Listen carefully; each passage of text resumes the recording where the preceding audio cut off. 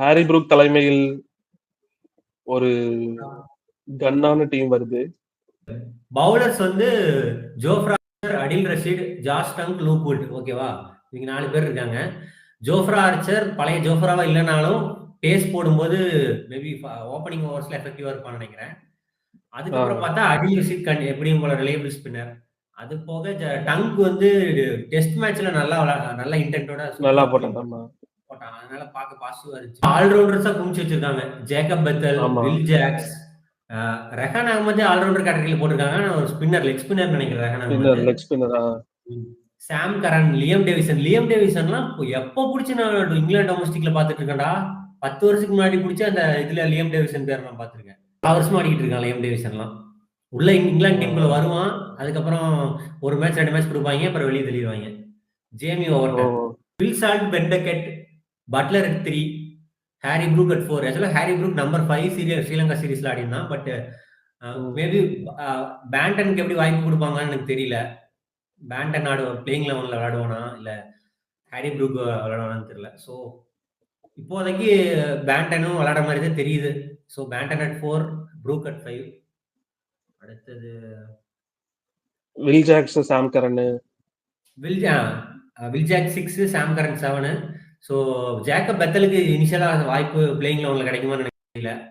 So starting opening கொடுத்தா Bethell வந்து power play use பண்ணி நல்லா விளையாடுவான். பட் எப்படி மிடில் ஃபினிஷிங் எல்லாம் பண்ணுவான் அப்படின்னு எனக்கு தெரியல. ஸோ ஐ திங்க் இதான் 6-7. அப்புறம் பவுலர்ஸ் போயிட்டு ஆர்ச்சர், அடில் ரஷீத், ஏதோ ஒரு ஃபாஸ்ட் பவுலர் விளையாடுவான்னு நினைக்கிறேன். Maybe Josh Tongue, Luke. இது போக ஒரு பொசிஷன் வேக்கண்டா இருக்கு. இதுல யாரை இது பண்ணுவாங்கன்னு எனக்கு தெரியல. மேபி ஜேமி ஓவர்டன் தான் ப்ரிஃபர் பண்ணுவாங்கன்னு நினைக்கிறேன். ஒரு சீமிங் ஆல்ரவுண்டர் டேவிசனை வச்சு ஸ்பின்னை கவர் பண்ணிடுவாங்கன்னு நினைக்கிறேன். யாருக்கு பதிலா வருவாரு? மேபி ஜேமி ஓவர்டன் பிளேஸா இல்ல வில் ஜாக்ஸ்? ஆல்ரெடி ஒரு வேக்கண்டே இருக்கு. 7 வரைக்கும் தான் நம்ம சொல்லியிருக்கோம். அதுல பார்த்தா சாம் கரன் மட்டும் தான் ஃபுல் 4 ஓவர் போட போற bowler. Plus Will Jacks 1 or 2 over போடுவான். அப்ப 8 வந்து டேவிசனை போடாதான் இன்னொரு ஸ்பின் கிடைக்கும். அப்புறம் பவுலிங்க்கு ஒரு 2 பவுலிங் ஆர்ச்சர் பிளஸ் யாரு லூக் வுட். லெஃப்ட் ஆர்ம் தான லூக் வுட். Josh Tongue. இப்பவே பார்த்தா 3 ஃபாஸ்ட் பவுலர்ஸ் 2 ஸ்பின்னர்ஸ் தான் இருக்க மாதிரி தோணும்.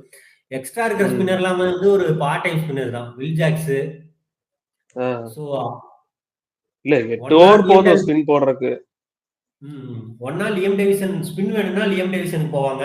இல்ல பவுலிங் வேணும்னா ஜேமி ஓவர்டனுக்கு போவாங்கன்னு நினைக்கிறேன். இந்த டீம் எனக்கு பாக்குறதுக்கு வந்து டாப் 4 ரொம்ப ஹெவியா இருக்கு. Duckett, Phil Salt, Buttler, Banton கூட ஓகே தான். பேண்டன் அண்ட் ப்ரூக் டாப் 5 ரொம்ப ஹெவியா இருக்கு. Very very strong. அப்படியே லோயர் மிடில் ஆர்டர் கொஞ்சம் சாம் கரனுடைய பாசிட்டிவே. சாம் கரன் வந்து போன வருஷம் IL T20 இருக்கட்டும், இந்த வருஷம் IL T20 இருக்கட்டும், மேன் ஆஃப் த டோர்னமெண்ட். அதுக்கு என்ன காரணம்னா கேப்டனா இருக்கும்போது நம்பர் 3, நம்பர் 4, நம்பர் 5 அந்த பொசிஷன்ல விளையாடும்போது சாம் கரனுக்கு அடிக்கிறாரு. அதே தான் இந்தியன் IPL-லயும் top of the order CSK கரைக்கு விட்டாம ஒரு மேட்ச் அடிச்சான். ஸோ சாம் கரனை ஃபினிஷிங் ரோல் எக்ஸ்பெக்ட் பண்ணா சாம் கரன் பண்ணுவானான்னு எனக்கு தெரியல. பவுலிங் எப்பவும் போல ஆஸ் யூசுவல் போடுவான். But Sam Curran finisher. இப்போ சாம் கரனை மேலே தூக்கி விட்டா யாரை தூக்கி போறதுன்னு எனக்கு தெரியல. ஸோ நான் என்ன யோசிப்பேன்னா சாம் கரன் இப்போதைக்கு ஃபார்ம்ல இருக்கிறதுனால இப்போ என்னன்னா பிரச்சனையே டாம் பேண்டன் ஒரு 50 அடிச்சதுதான். இல்லைன்னா டாம் பேண்டன் தூக்கிட்டு சாம் கரனை 4 கூட போட்டு ப்ரூக் 5 போட்டு அடிஷ்னலா ஒரு பவுலர் ஒரு சீமிங் ஸ்பின்னிங் 2 எடுத்து போட்டா ஒருத்தன் போலன்னா இன்னொருத்தனை போட்டுக்கலாம். அப்படி போட்டாலுமே லோயர் ஆர்டர் கொஞ்சம் இதாக தான் தெரியுது. பவுலிங்க்கு வந்துட்டா பவுலிங் ஒரு டீசென்ட் பவுலிங். பட் ஆர்ச்சரும் ரஷீதினா வந்து ரொம்ப டிபெண்ட் ஆகிருக்கும். ஸோ அதனால வந்து பவுலிங் ஒரு டீசென்டான பவுலிங் தான். சூப்பரான பவுலிங் சொல்ல முடியாது. இதை வச்சுட்டு மேபி அவங்க டாப் 4 போறதுக்கு வாய்ப்பு இருக்கு. கண்டிப்பா போவாங்கன்னு எனக்கு தெரியல. பட் போலாம். பேட்டிங் வச்சே கூட இங்கிலாந்து போலாம். Batting heavy. சோ இந்த ஒரு 8 ஓவர் நல்லா போட்டு சாம் கரனும் ஆர்ச்சர், ரஷீத் 3 பேருமே ஒழுங்கா போட்டாவே போதும். அந்த டீமை கேரி பண்ணி கொண்டு போயிடுவாங்க. ஸ்ரீலங்கா அவங்க மெயினே என்னன்னா ஓகே பத்தும் நேஷன்கா நல்லா ஆடுவாரு. அப்புறம் குசால் மெண்டிஸ் இருக்காரு. குசால் பெரேரா இருக்காரு. கமிந்து மெண்டிஸ் நல்ல ஒரு ஆல்ரவுண்டர். குஷால் பெரேரா இருக்கு. ஆமா. மெண்டிஸையும் ப்ரிப்பேர் பண்ணுவாங்க நினைக்கிறேன். மேபி இப்ப இந்த சீரிஸ் பாத்தீங்கன்னா குஷால் பெரேராக்கு பதிலா இன்னொரு பையன், அவன் பேர் என்னது, கமில் மிஷாரான்னு ஒருத்தன் ஆடி இருக்கான். மேபி அவன் வந்து பிளேயிங் லெவல்ல விளையாட மாட்டான்னு நினைக்கிறேன். அதுக்கு பதிலா மேபி குஷால் பெரேரா ரீப்ளேஸ் பண்ணலாம். பத்தும் நிஷங்கா, குஷால் பெரேரா, அப்புறம் நம்பர் 3 குஷால் மெண்டிஸ் இப்படி வருவாங்கன்னு நினைக்கிறேன். அடுத்து அசலங்கா, கமிந்து, ஷானக்கா 3 பேரு. அடுத்ததா இந்த இவங்க தலையெழுத்தை தீர்மானிக்கும் ஸ்பின்னர்ஸ் வதிந்து அசரங்கா, தீக்ஷனா, வெள்ளாலக்கி ஆடுவாங்களா 3வது ஸ்பின்னரா? அதுதான் எனக்கு இந்த ஸ்குவாட்ல பேட்டிங் எங்கடா இருக்குதுன்னு தொலாகிட்டு இருக்கேன். பேட்டிங்ல எல்லாருமே இருக்காங்கன்னா எல்லாருமே ஒரே மாதிரி பிளேயர்ஸ் தானே. எல்லாருமே பேட்டிங் பண்ண தெரியும்னால போதுமா? பேட்டிங் வந்து பேட்டிங் பண்ண தெரிஞ்ச கரெக்ட் தான், பேட்டிங் பண்ண தெரிஞ்ச ஆல்ரவுண்டர்றாங்க. பட் இருந்தாலும் சொல்றேன், அந்த ஒரு ஓகே கான்ஸ்டன்டா ஒரு 180 அடிப்பாங்க, ஒரு 200 அடிப்பாங்க அப்படின்ட்டு சொல்ற அளவுக்கு இல்லைனாலும் they can do well. But இவங்க வந்துட்டு இவங்க largely depends on how do their spinners go. Wanindu Hasaranga, Theekshana and Dunith Wellalage நல்லா போடுவார். டெஸ்ட்ல நல்லா போடுவாரு. T20ல நல்லா போடுவாங்க. லெஃப்ட் ஆர்ம் ஸ்பின்னர் தானே? ஆமா ஆமா ஆமா. இல்ல இப்ப பேட்டிங்கே பார்த்தனா டாப் 3 ஓகே. நிஷங்கா வந்து எடுத்தோனே அடிக்க மாட்டான். கொஞ்சம் செட்டில் ஆயிட்டு வெயிட் பண்ணி விளையாடுவான். ஆப்போசிட்ல வந்து Kusal Perera, number 3 Kusal Mendis. Top 3 okay. 4 அசலங்காவே ஆட வைக்கலாம். பட் அவங்க வந்து யாரை ப்ரிஃபர் பண்ணிருக்காங்கன்னா, ஏதோ பவன் ரத்னநாயக்கேன்னு போட்டிருக்காங்க. அந்த பிளேயரை பத்தி எனக்கு பெருசா ஐடியா கிடையாது. மேபி விளாண்டா அந்த பிளேயர் நம்பர் 4 போயிட்டு அசலங்கா அட் நம்பர் 5, நம்பர் 6 யார் விளையாடுவா? கேப்டன் ஷானங்கா.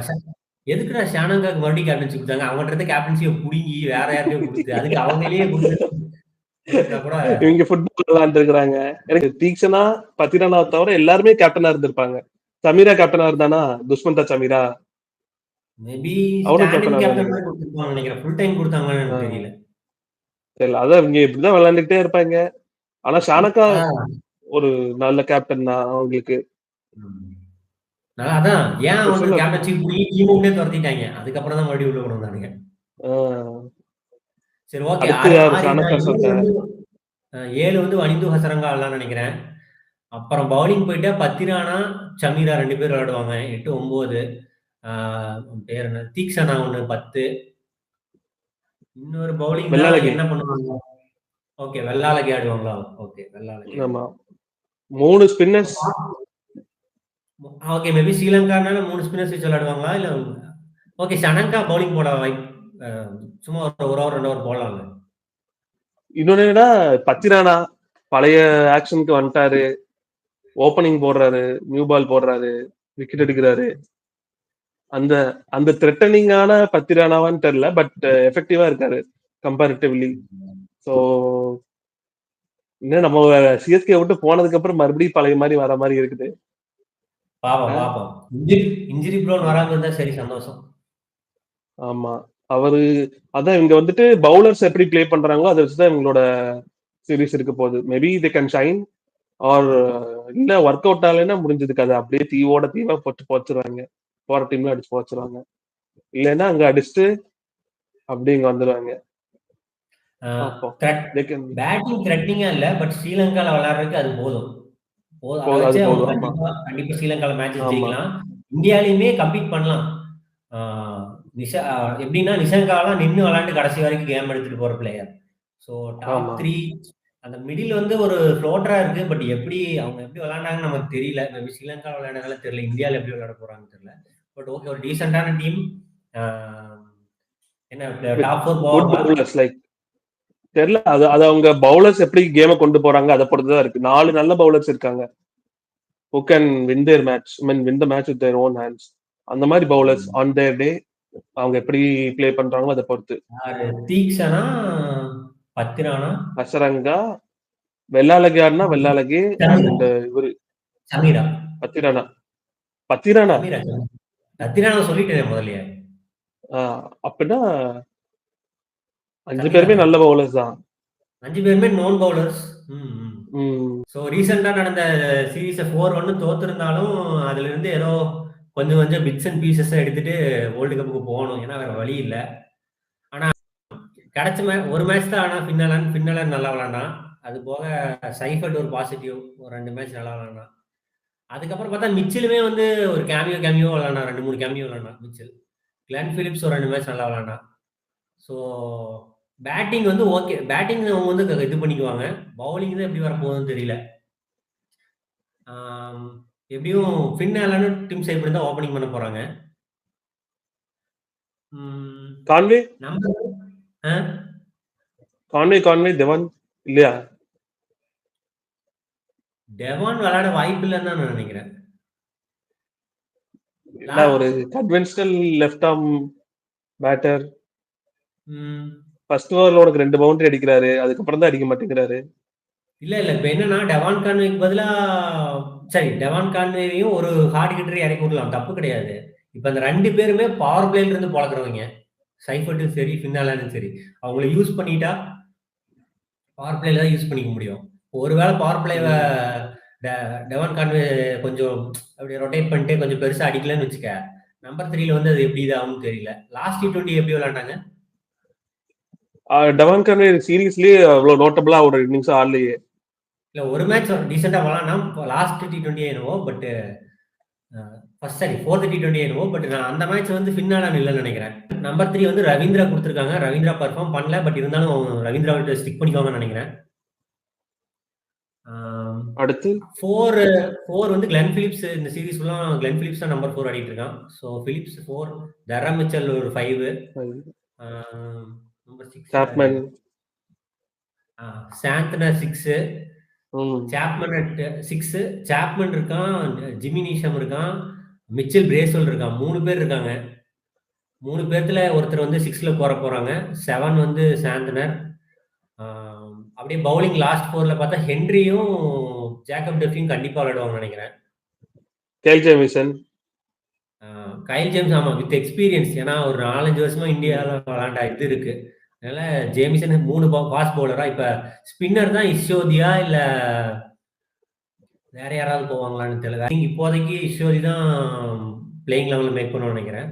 ஸோ இந்த டீமே ஒரு நம்பர் 3 வந்து ஸ்டில் ரச்சின் ரவீந்திர கன்சர்ன் தான் நினைக்கிறேன். So maybe Rachin Ravindra Devon Conway 2 பேர்த்தையும் மாத்தி ஆடலாம். இருக்கு டீசெண்டா பண்ணுவாங்க இந்த டீம். பட் என்ன பண்ண போறாங்கன்னு தெரியல. நம்ம இந்தியாவே லாஸ்ட் மேட்ச்ல வந்துட்டு பல்ல பிடிங்கி விட்டாங்க. ஆன் த டே பாரு, ஹென்ரியும் டஃபியும் ஸ்டார்டிங்ல ஒவ்வொரு 2 விக்கெட் எடுத்தாவே காட்டிடுச்சுன்னா எடுத்துடுறாங்க, கட்டுன்னு கழட்டி விட்டுறாங்க. பிரச்சனையே என்னன்னா, இப்ப நீ பைலேட்டரல் சீரீஸ்ல வந்து தைரியமா ஆடலாம், போனாலும் பிரச்சனை கிடையாது. ஒரு வேர்ல்டு கப் மேட்ச்னு போகும்போது அந்த மாதிரி 2 விக்கெட் போகும்போது அப்படியே படுத்துட்டு ஸ்கோர் பிரஷர் எல்லாம் வரும். இவங்க வந்து இந்தியாட்ட உதவாங்கினதுக்கு அப்புறம் ஒரு நல்ல பாசிட்டிவ் இதோட போவாங்கன்னு நினைக்கிறேன். பாசிட்டிவ் இதோட போகணும்னா இருக்கிறத வச்சு எடுத்துட்டு சாந்தனர் பேட்டிங் டீசெண்டா பண்றான். சாந்தனர் ஸ்பின் கொஞ்சம் எடுபடல. ஸ்பின் மட்டும் ஒழுங்கா போட ஆனா போட்டுருவான். ஸ்ரீலங்காலயோ மறுபடியும் இந்தியாலயோ வந்தாலும் ஒரு டீசெண்டா போடுவான். பிரச்சனை கிடையாது. ஒரு நல்ல எபோ ஆவரேஜ் பேட்டிங், அதே மாதிரி ஒரு எபோ ஆவரேஜ் பவுலிங். இவங்க வந்து ரொம்ப கீழேயும் இல்ல, ஓவரும் சொல்ல ஆவரேஜ்னு சொல்ல முடியாது, சூப்பர்னு சொல்ல முடியாது, ரெண்டுக்கு நடுவில் இருக்காங்க. ஸோ உனக்கு நியூசிலாந்து எப்படியும் டாப் 4 வந்துடும் அப்படின்னு எனக்கு தோணுது. நீ என்ன நினைக்கிற? அது வந்துரும். கொஞ்சம் ஏமாந்தோம்னா கழுத்து கடிச்சிருவானுங்க, அதுக்கும் வாய்ப்பு இருக்கு. அதனால கொஞ்சம் பார்த்துதான் ஆடணும் இவங்கள.